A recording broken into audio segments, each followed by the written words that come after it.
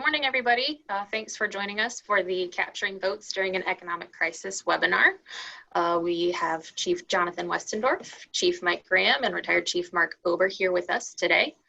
And before I turn it to them, though, I am going to show a short video from our webinar sponsor, Envisage Technologies. And so we thank them for helping support us this year and sponsoring this webinar. So give me 1 second, let me flip it here. Oops. Do this. Whoa, where did it go?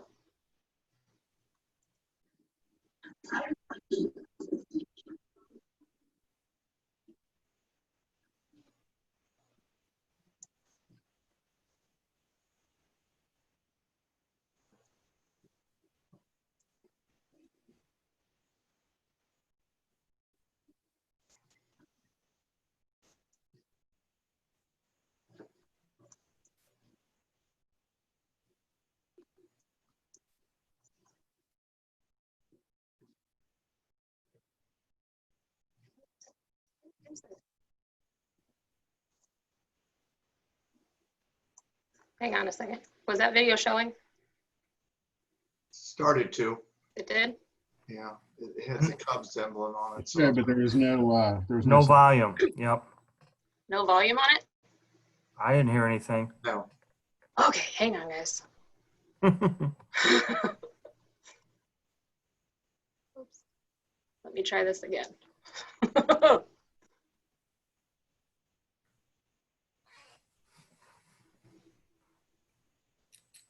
What just happened? Sorry for the technical difficulty here.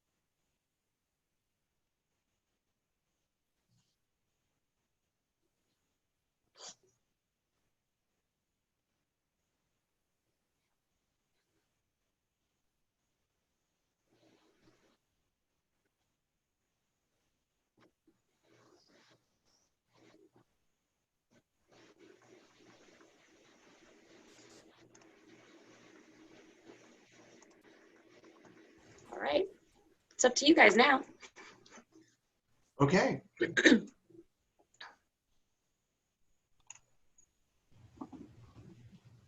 morning, everyone.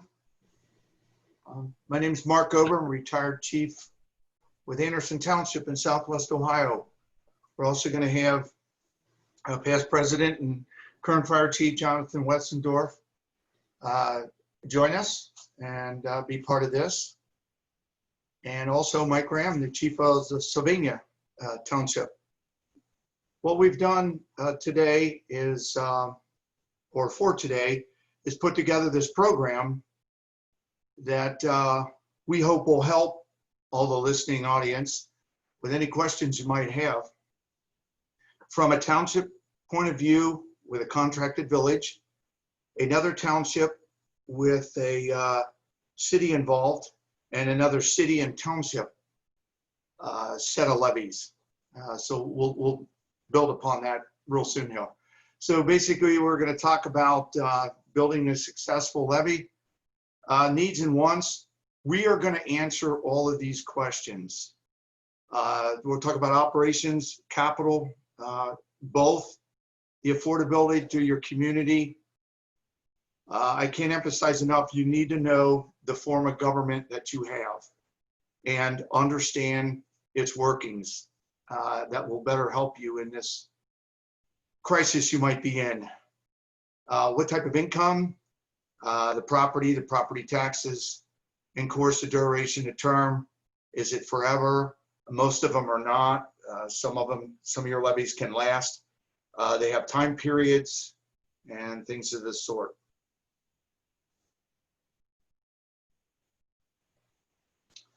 So again, we're going to talk about the timing of it. The question, when either you ask or you ask your administration, higher ups, when is it time? The justification, we're going to drive that point home. A lot about data and the reasons why. What are you going to promise your public that you serve? Are you increasing staffing? You're replacing apparatus? You maintaining a certain level? Considerations, you need to take a lot of considerations into it. We're going to talk about, for example, we're all sitting right now in a election day coming up that has a lot of events on the agenda, to say the least. So those are some things you need to think about. And then we're going to talk about the results. It's going to do you a lot of good starting forward to keep track of what is going on. Even if you're one of the individuals out there that's thinking about doing this next year, you need to capture what's going on right after this levy. It'll really help you do your homework on what's going on in the community or communities you cover. So again, election cycle, is it regular? What's the voter turnout? We'll show you some examples of that. The special, is it a special election? The biggest question is, what's it going to cost me? What additional costs are going to be involved? Your local economy, you need to know that better than anybody. Is it growing? Are you reducing? I know a lot of us have dealt with reduction, and I'm not talking about the situation we're in right now. I'm talking about prior to this. Obviously, this could compound that very easily. Competing interest. It seems like we're always up against either school levies. If you're not doing a joint levy, which we'll talk about the public safety levies, with some good success, the police could have their own levy. Parks and Recreation, my experience is they have their own. Library, seniors, and there's several others that could come up on that ballot. Board of Elections, you need to understand what's going on there. Where is it? How do they operate? I know that my experience is they're very good in Hamilton County, where I served and where I live, with keeping their information updated. It's amazing. When I was even putting some things together for this presentation, I could go back and capture some of the data from 2008, and I was very impressed with that. Campaign financing, how are you going to do it? Where are you going to get the money from? And of course, a financial audit and a closeout of this situation if you are running a levy. So the timing of it. This slide here may bring up some information that we all dealt with.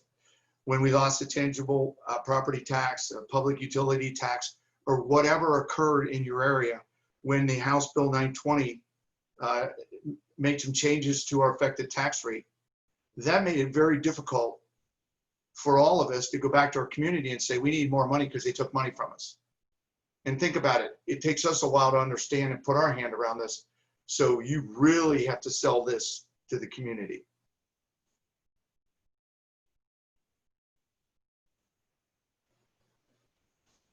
Okay, the ask, needs and wants. We tried it back in, I think it was 2002. We wanted to add a bunch of full-time firefighters. We put it on the ballot. Didn't take them long for the public to tell us they weren't interested in that. So we had to do a drop back, reduce the next levy amount and go for it. What can they afford? What's the affordability? What can your community withstand? The government, you need to talk to your local government. Obviously mine was a township form of government with an administrator. I can tell you that we in the fire service always want more on that ballot than they want to provide. They're looking at the interest of the people. We're looking at the interest of the people, but we're looking at it from two different avenues. So who are your partners in this? Your county auditor. What's coming in? What does a millage really mean to you? Learn that first, because when you start explaining that, I can guarantee you a lot of your people in your community, they don't understand what a mill is. Your financial director, if you don't know that person right now, you need to start, because they have all the numbers, or they're supposed to have all the numbers. And that's a real good thing to find out what's coming in, what the expectations are. Your elected officials. We could probably spend the rest of the day on this particular subject, but you need to understand, are they supportive of you? Are they really interested in this? Remember, they have their own agendas. So your campaign committee, who are you going to put on it? One of the successes we had is we ended up with a Democrat, a Republican, and an independent on it. So that was very interesting for me. They all did get along. And we were able to do some pretty good things to keep that campaign flowing. And again, I mentioned earlier already that Board of Elections. Nobody better, they're great information. Because remember, you need to find out from them, once this is all moving down the road, what's your ballot number? Where are you placed on the ballot? You'd be surprised.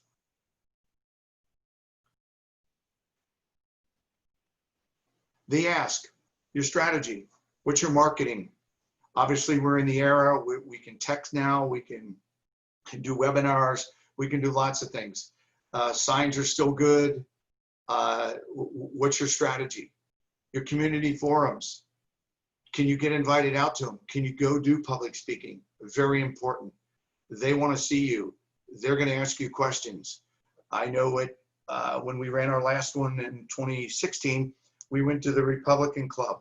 We went to the Democratic club meeting. We spoke to anyone who wanted to listen to us. Another key in that group is your seniors. Remember, they are on a fixed income. Social media, I think you're kind of getting the message on this. It's really good.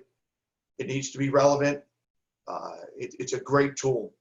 Door to door, still a good thing, but I think social media is going to capture a lot more people in your community at a quicker pace. Except, we'll go back and talk about us seniors. If we don't have all these electronic devices, how are you getting your message to them? Door hangers, good idea. Who are your influencers? How are you going to influence? Can you get any partners? Can you talk to your churches? Newsletters. Does your community have newsletters? Can you get this information out on billboards? Newspapers, there's still a few of them out there. Obviously, a lot of them do electronic now. That costs a little money. Television, nothing more expensive than that. But are you able to do that? Is it something that you're going to have the funding to do?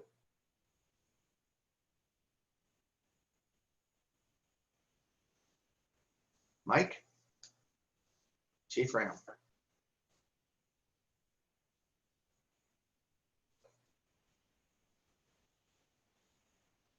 I think you're muted, Mike. Sorry about that. Good morning, everybody. Of the group, I'm actually the chief that's actually in the middle of a current levy ask and request.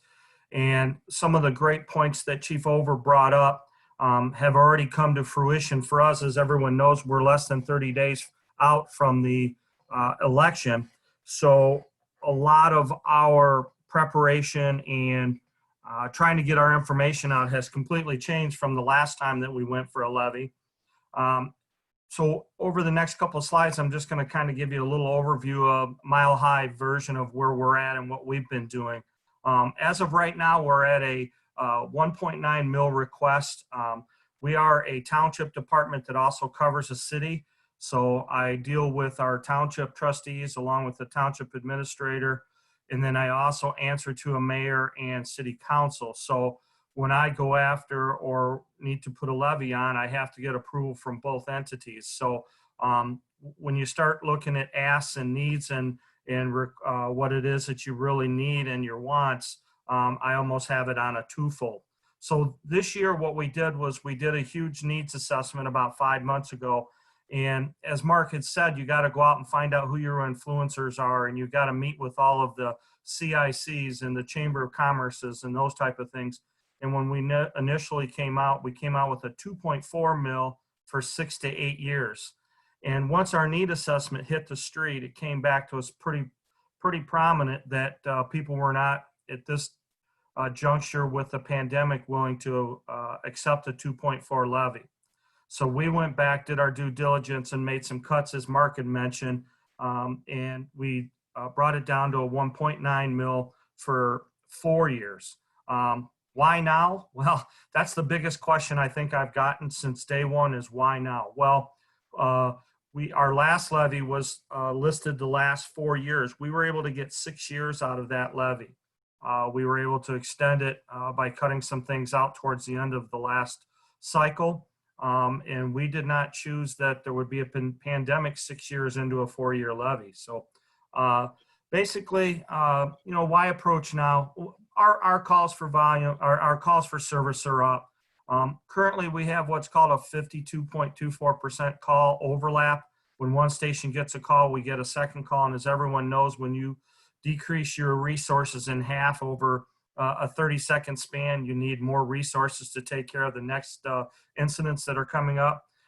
We do need to hire additional staff. The 2.4 mil levy was asking for 12 full-time. I think that hit people pretty hard. They were not real interested in us hiring 12 more full-time people.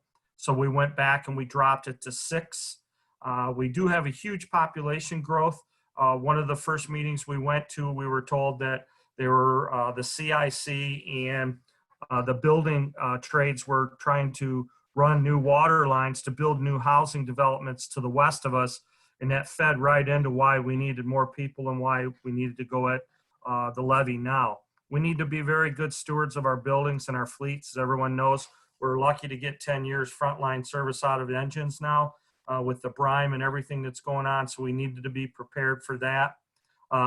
We had a huge decrease in private ambulance service availability up here in Northwest Ohio. We're a three-tier system where private ambulances did a lot of our BLS transport, but now most of the fire departments in the area have their own transport. We were one of the last ones to be able to get in to fully sponsor that. Well, what we need now is we need a second one because even we're seeing even a more decrease in private ambulances being available.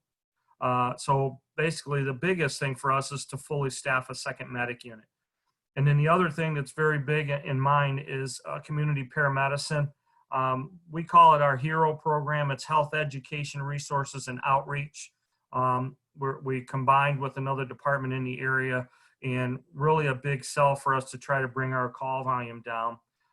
Again, good governance and preserving public safety. Our run volume, like I said, has gone up 35% over the last several years. And you can see the chart that pretty much depicts how we keep increasing. So in order to maintain or even improve the service that we're able to give, the only way to do that is to make sure we have enough boots on the street. So, and as I mentioned, part of the ask was to make sure that our apparatus replacement schedule was online. We did have to adjust this some, obviously. In a pandemic world, people don't want to hear you spending 1.75 million on a ladder truck. So we kind of had to adjust the replacement, but the trucks are not, they're not new. So we do have to replace them. So we worked pretty heavily with our mechanic and our cycle of when we needed to purchase new ones, our replacement schedule. So we had to extend this out a little bit. As one of the things Mark said is you gotta go to your community and see what they're willing to pay. In our cost per capita, we're right in the middle there. And for us, our area is kind of hard for us to actually have a comparison.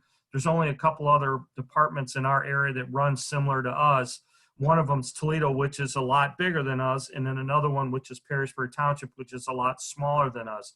So we normally reach out throughout the state to look. But as far as our per capita, when I met with the mayor, this is one of the biggest things on the mayor's plate was, what are our people paying for the service they're getting now, and what are they willing to pay, and how do we rate with other departments in the area? Current and anticipated staffing, as you can see there, in 2018, we had 60 full-time, 74 total on the department. That was with administrative staff. And at one time, we did have part-time firefighter paramedics. And as probably everybody on this webinar realizes, it's very hard to maintain a part-time staff. We were losing a lot of our part-time staff to the bigger departments in the area, or as everyone knows, a part-time firefighter is looking for a full-time job. And if I didn't have one available, they were moving on. So it was very hard to constantly replace them. So we tried switching over this year, 2020, to make sure that we were completely all full-time, and that's where we're at. And hopefully by 2024, that will give me my 6 other full-time personnel that I'm looking for to get me at 69 on the floor. Again, just start my goals. This hits home a lot when you start looking at this, you guys. It's you have to be prepared for every question that's asked. I know the one, my first comment back from one of our businesses was I was not being on the up and up, and I was being very callous and coming after more money during a time when people were losing money and out of jobs. So that's where this went from a 2.4 down to a 1.9. We went out, we asked people what they were willing to pay for, what they wanted from the fire department, what they could do with and what they could do without. So we went back and looked it over, and this is exactly what we came up with, the 1.9 for 4 to 6 years. We're going to continue to cross-staff, which we cross-staff our engines and our medic units. As everyone else I know is going through the same thing, we need to bolster our recruitment and our retention and our cross-staffing. We did just recently opened up to some lateral moves for hiring to hopefully increase our pool to be able to look at. We passed a huge levy in, I think it was like 2010, I believe it was, that we built some new buildings. So stewardship approach, we've got to maintain those buildings. We promised them that we'd make them last 50 years, and we need to do that. Our increase for calls for service, we need to preserve the fleet. Again, we want to put on at least one more full-time medic. Our public education, everyone on the call knows that, how important that is. Again, we want to enhance our HERO program or our community paramedicine to kind of handle a little bit more of the non-emergent incidents, and then continue to seek grant opportunities. That was one of the biggest things. The mayor asked us how we were doing on our grants, and Sylvania is actually, we've done fairly well. Homeowner costs, that's another one that's asked. On a 1.9 mil for a $150,000 home, you're looking at about $8.31 per month on taxable. And if you look at the bottom, I just kind of threw that in there a little bit. I got some grief a little bit on the last one about the coffee shop, but if you notice that $4.95 daily, the people that go drink their coffees, it's you know, $8.31 more a month if they don't have 2 coffees at Starbucks.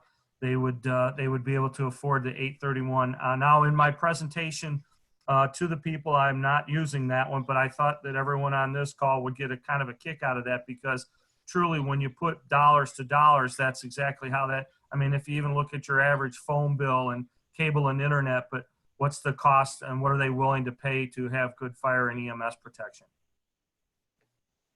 Thank you, Mike. Yeah, and coffee. You're right. Good analogy.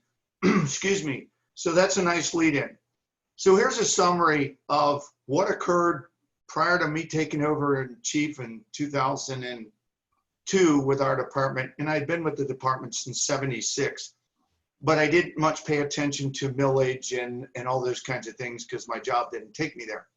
So prior to 2008, we had 4.35 mills added, 1.5 in 95.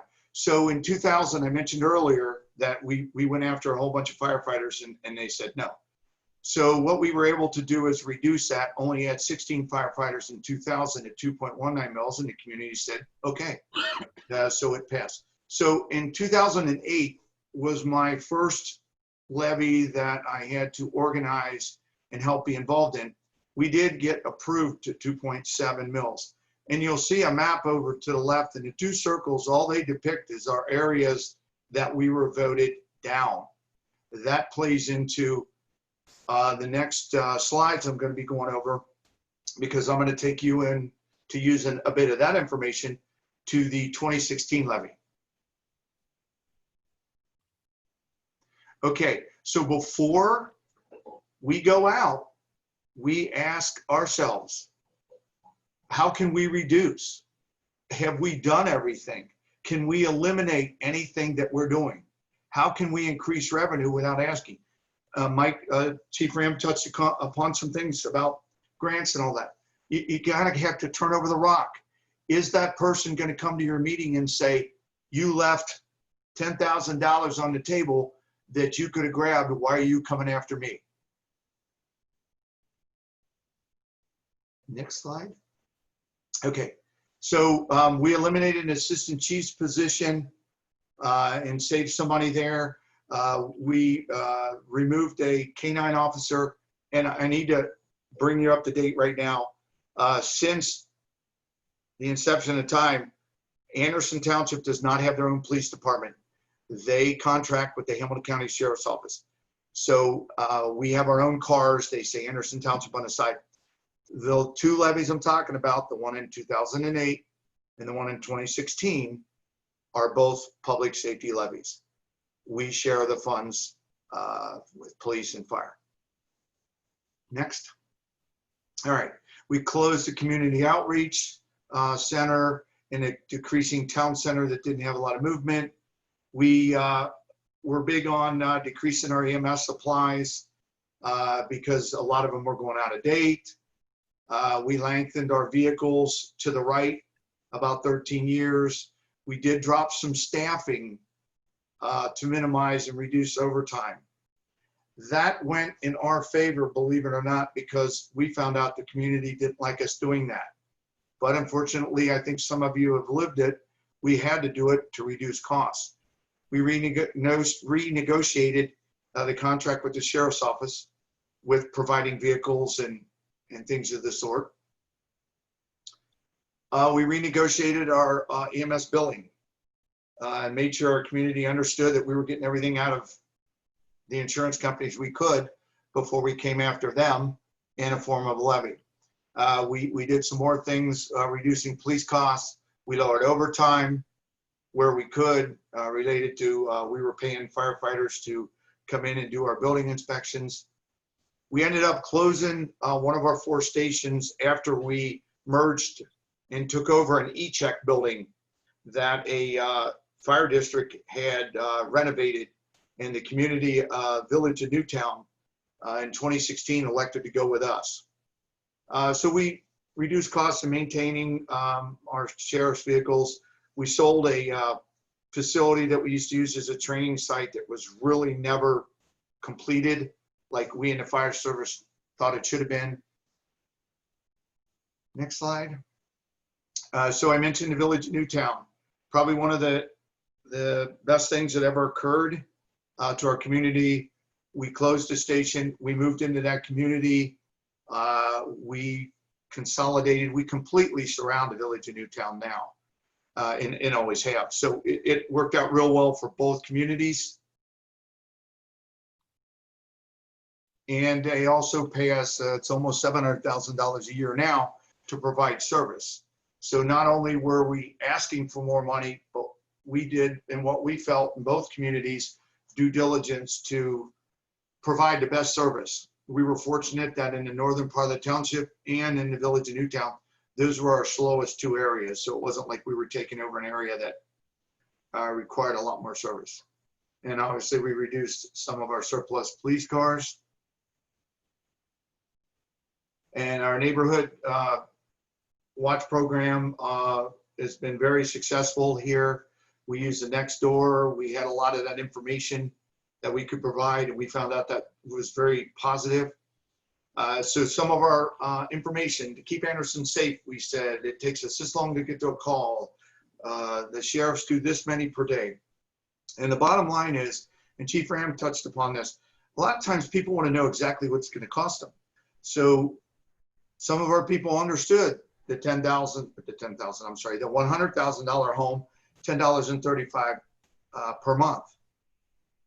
And others, we would break it down to smaller amounts. So when they ask that question, and the coffee's not a bad example, what do you pay for some of those other things in life? Make that comparison.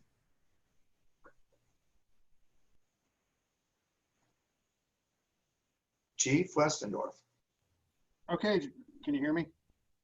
Yes. Okay, good. Hello, everybody. My name is Jonathan Westendorf. I'm the chief of the city of Franklin down in Warren County.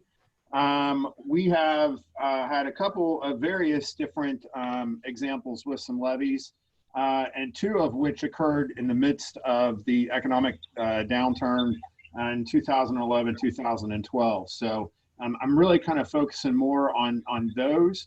But ultimately, our first public safety levy or fire department levy occurred in 2002. A lot of what we did there, we did again in 2012. So I'm just going to kind of roll all of that together. In 2010, we did have a income tax increase. It ultimately failed. And I'm going to highlight some of the reasons why I think it failed and what we did differently the second time around, which ended up passing. So for me, we started off, what I'm going to cover first is a income tax levy. The income tax levy was in the midst of following the 2008, 2009 economic crash. By the time it impacted the city of Franklin and we had to do something, it was actually 2011, that one failed. We ended up trying to get it again in 2012. We didn't originally plan on doing that, but we learned some things. Primarily the first go around for the income tax, we had a very technically driven levy campaign. There was tons of information. There was literally a 6-page letter that went out to our residents with nothing but words on it. And A, people didn't read it. B, it was way over their head, and just too much minutia. So the second time we went around with this, and what I'm sharing with you are the slides that we actually used to communicate. We went a different way. First of all, that span of control thing we use in the fire service is true in marketing as well. So 3 to 7, 5 being ideal, no more than 10, right? So that's kind of really what we did. We did all of our, we try to keep bullet points 3 to 5 on each slide, and each of those bullet points being 3 to 5 words max. Very heavy reliant on photo, because if the idea is that photos speak 1,000 words, we want to use the photo as the way to help people understand what the message is that we're trying to get through to everybody. We did some messaging things as far as it just so happened that May 3rd, it was issue 3. So we kept this vote issue 3 on May 3rd, vote again on the bottom of each of our slides. Some of these we actually incorporated into social media to kind of keep all of that very consistent, and it became talking points. So really in 2011, again, this is more citywide, but it was across the board, and we were really trying to hit those things that were important to our community.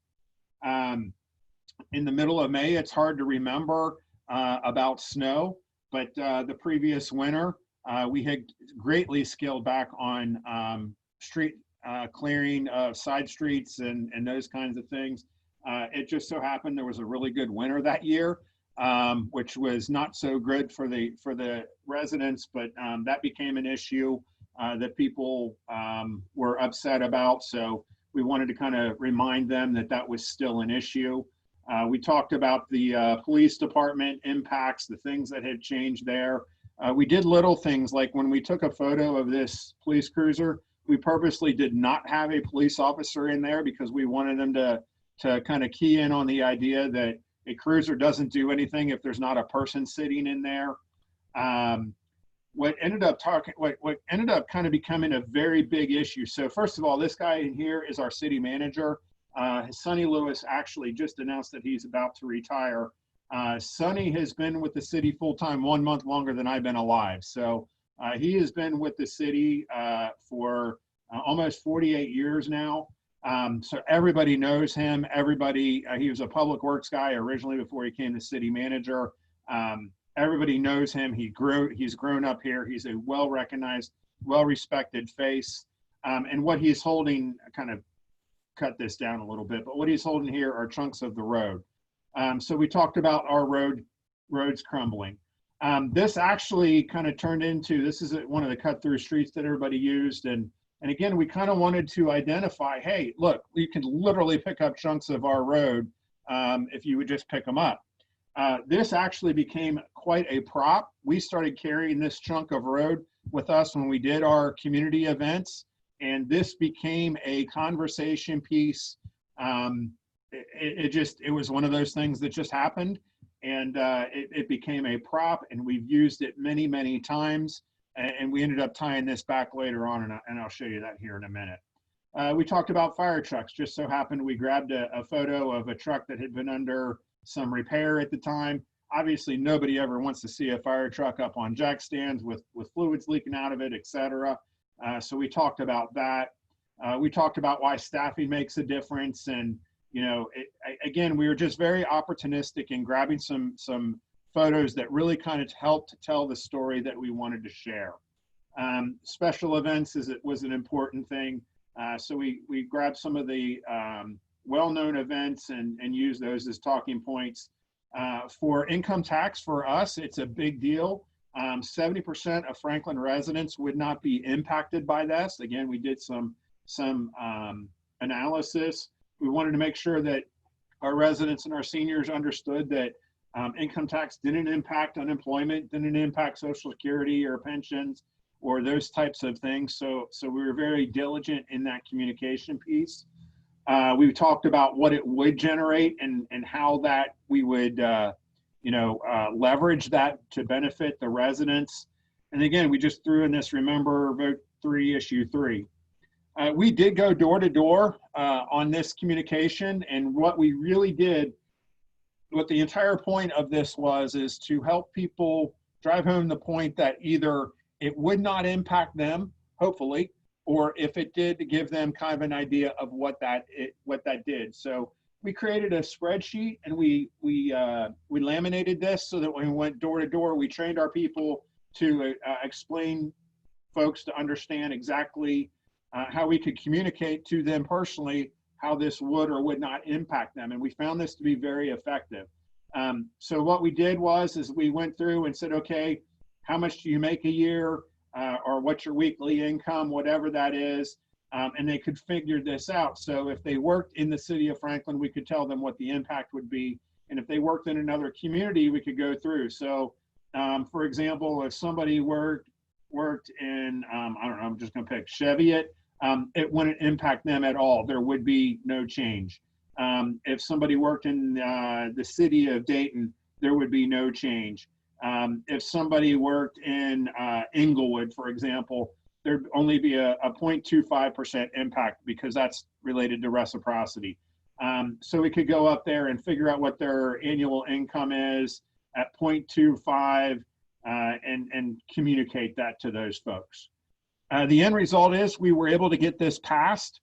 We did a pre-newsletter, but we also did a post-newsletter, and you can tell we led with this whole paving idea. And we ended up doing that paving project within months after it passing, so that people could see immediate results to that. That same road that Sonny was standing on before, where he was holding a chunk of the road, that was the very first road that we paved. So we made sure that we took a picture of him kneeling on that paved road. We talked about how the police officers were reinstated and are back on the streets. One of the things for us was the community pool was going to be shut down. We are open because of you. Thank you for your vote. And, you know, the pool's open, and we try to communicate in very real ways that the result of their investment was being put to work immediately. The next one we did immediately after that, actually, the following year, we ended up doing another property tax levy. We were served previously by a third-party private or public entity. They were looking to do a increased levy. Just so happens that levy was going to cost more money to our residents because we already had a full-time staffed fire department. So we put together this plan to kind of communicate what that would mean for our residents.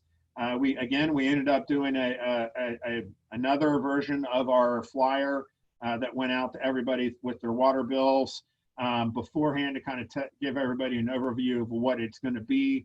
And we broke it down to it's 21 cents a day, and this is what all you get. You go from 5 people to 9 people with 2 staffed ambulances, medics. We guaranteed a 10-year before we would come back to them.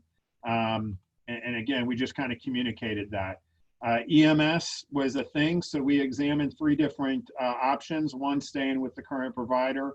2, contracting out completely with a third provider, or the third option being doing a combined fire-based EMS option. We talked about the reasons why it was important and things needed to change. We talked about how there are just benefits to both EMS as well as the fire side. There's a call transfer process that took place in our community that was taking a long time for people to get dispatched to the scene. So we talked about that so that we could arrive with more people and quicker. There had been a series of news stories that were published. So we talked about that. We grabbed those headlines and communicated that this is a long-standing issue in our community that we were struggling with, and now was a great time to advance and improve upon that. And again, just kind of talking about making it very real of the improved levels of service and the benefits of combining fire and EMS within our organization. For us, we also went and we grabbed the 3 former fire chiefs that were here at the time. We got a great quote from them that said this should have happened a long time ago. They're 100% behind the effort and proud to support our efforts to combine fire-based EMS. Our tagline was, "You can get more for less." And so we put those 3 guys on there. Again, long-standing, well-known community members that still lived in the community. It was great that the wind was blowing that day and the flag was standing at attention, and it just worked out really, really well. So again, we really wanted to kind of talk through all of those kinds of things with everybody, help them understand exactly what all was taking place. For us, it really was important to go door to door. We did on both. We had identified those that were supportive. We did, the second one was the property tax was a special election. It's important to note that there is no local cost for general elections, but if you do a special election, there is a cost. So You're not going to pay that as far as writing a check, but there will be a reduced amount of payment from the auditor's office to your jurisdiction if you do a special. So you want to make sure that you talk about that. Make sure that you submit your campaign forms properly and on time. They do vary. We're a charter city, so we don't necessarily follow the same timeline as those townships or municipalities that default. Just make sure that you know what you're doing, because you will end up getting an audit if you miss a deadline, and you're going to have to answer some questions to the state board, secretary board of elections. So you want to avoid that if necessary. But that's kind of the overview of what we did and some of the strategies we did, both between an income tax and a property tax.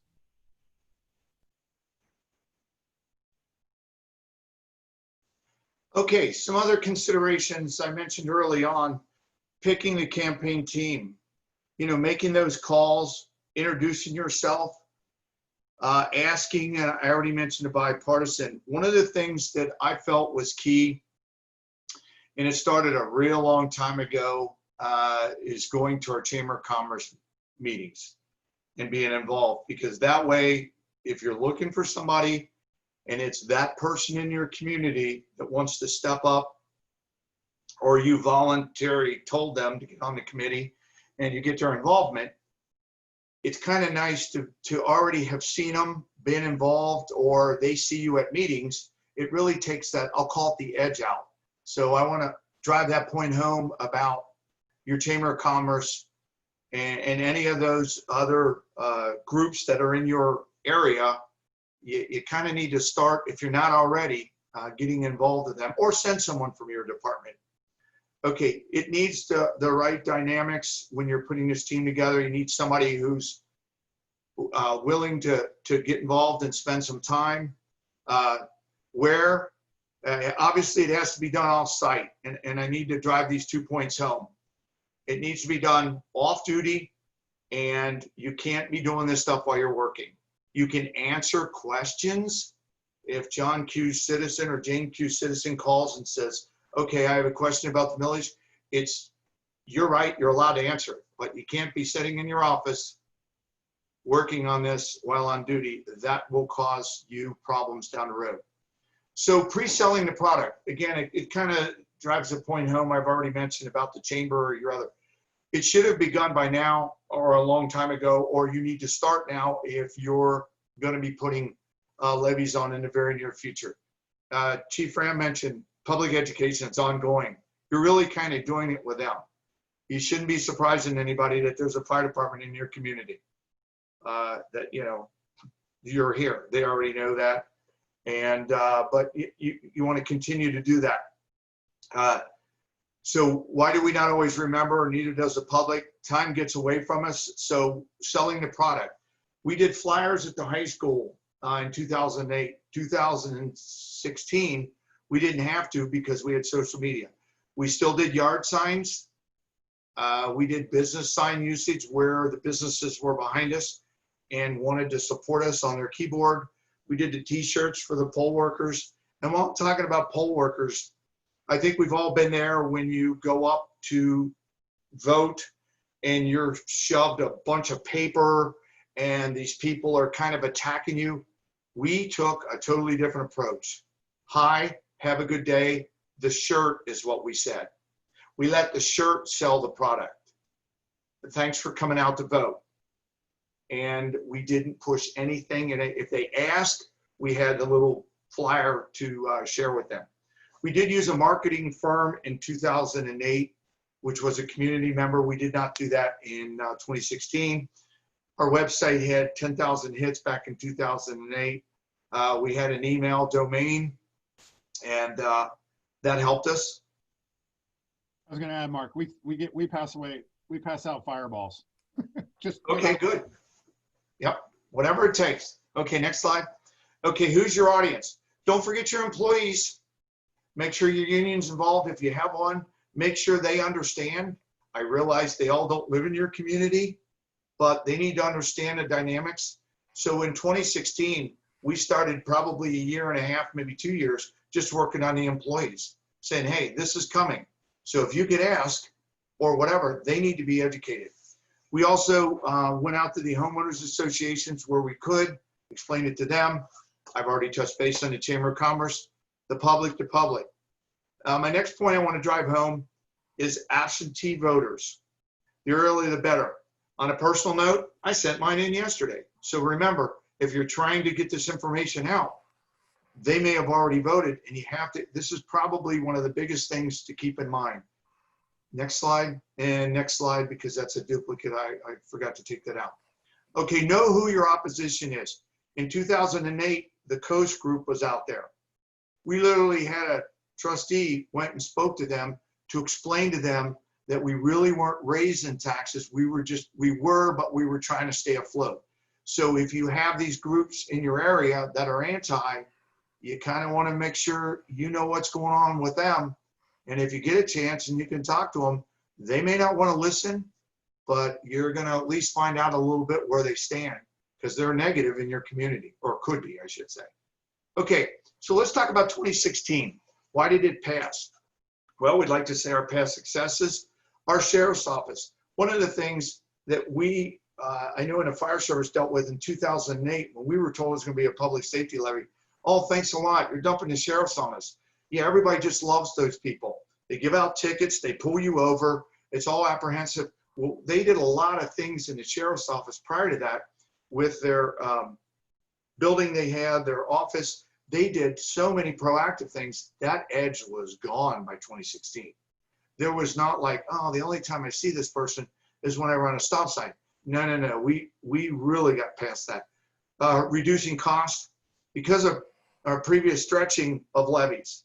If you have had to do that, and I think a lot of us have, you might as well toot your own horn, because I think Chief Ram mentioned that they've told the public in Sylvania that it might last 8 years. If you stretch that to 9, or you've stretched a previous one, you need to let them know that you've done that. Now, we all know what happens when we do that. We're stretched thin. You know, we're out of buy-in. We can't buy that truck. We can't do some of those things. But I know some of us have had to do it, so you might as well toot your own horn. An excellent campaign. All of our programs, we think our community is happy. I can't answer it. That's just what occurred.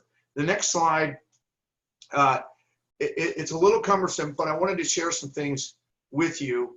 I compared to 2008 and 2016, obviously 8 years apart. You need to know, and these numbers come right from the Board of Elections. You kind of need to know what happened if you had a previous levy. Like, how many were for it? In 2008, there were 14,500 for it. In 2016, there were 17,000 for it.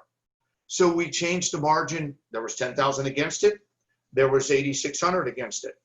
But if you can slide over a little bit, we only had a few more people vote. We had 25,404 vote in 2008. We had 25,786 vote.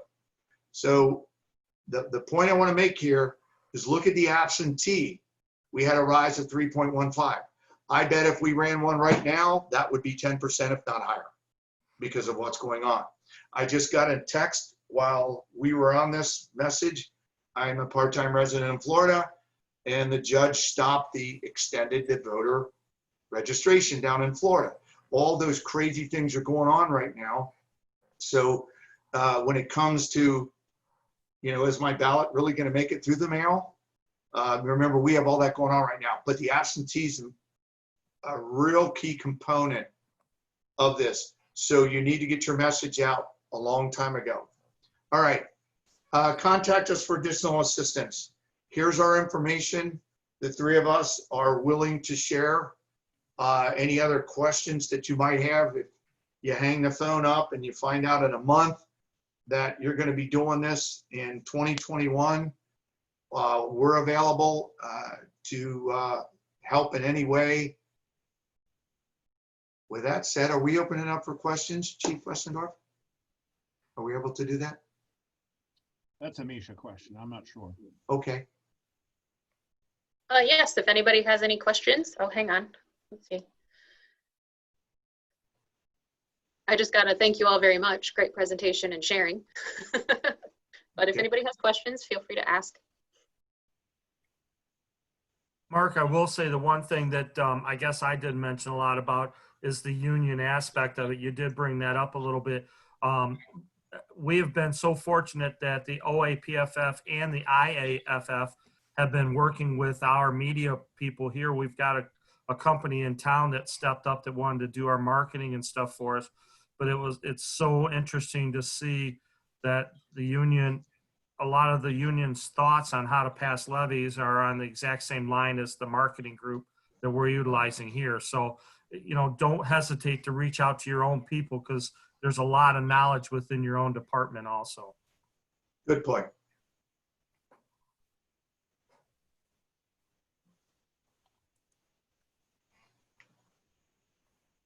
Well, it doesn't look like there's any questions, but we will take this recording and also post it on our YouTube channel as well. So. All right. Thanks, everybody.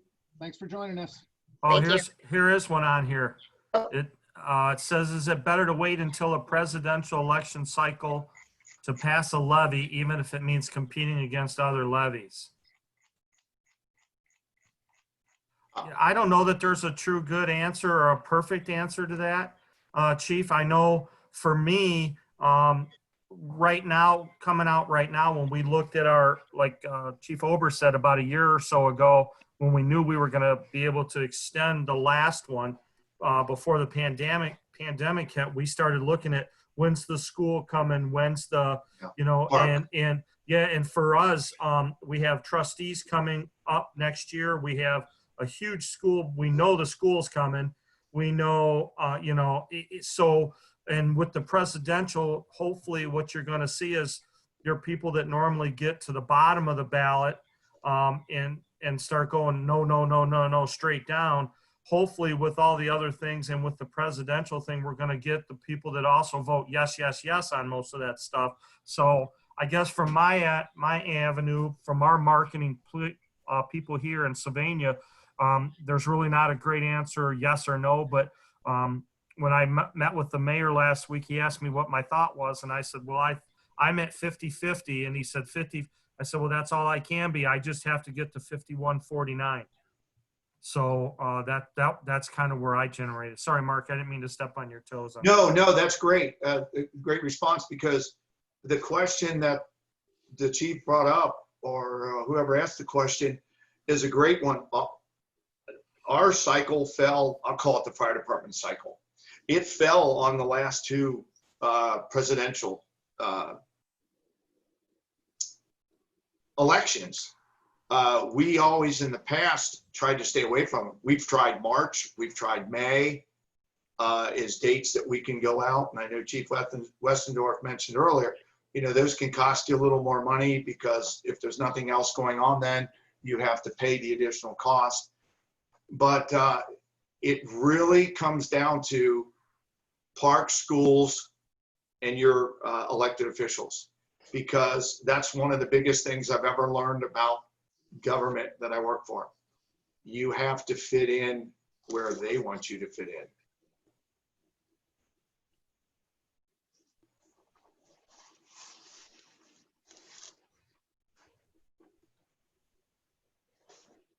Okay. Go ahead. Well, thanks again, everybody. Mark, Mike, I appreciate you guys putting the time in and bringing your expertise. Mike, as a current guy in the midst of it, in the middle of a very busy time, I appreciate that. Mark, your experience from the midst of some challenging economic times, I think is helpful. The reality is that no matter what, everybody's situation is unique. We tried to cover all of the bases here, but we certainly know that there's no possible way to do that for everybody. So really do please, all of these guys have agreed to make themselves available either now or in the coming months if necessary, or in the coming year as you consider what you're going to do over the next couple of years, because I think this economic situation is going to last for a bit. We are absolutely more than willing to take whatever time is necessary to assist you through your process, and we're happy to do so. So I appreciate their willingness to put the time and energy into this and present to you all, and even beyond that, making themselves available to help you guys as we move forward. So with that, thank you all. Have a safe weekend and have a great day. Thank you. Thank you. See you, everybody.